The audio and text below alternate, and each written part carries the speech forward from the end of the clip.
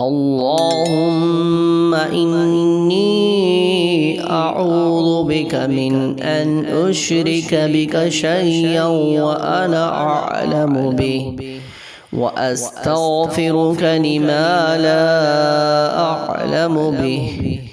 تبت عنه وتبرأت من الكفر والشرك والكذب والغيبة والبدعة والنميمة والفواحش والبهتان والمعاصي كلها. وأسلمت وأقول لا إله إلا الله محمد رسول الله.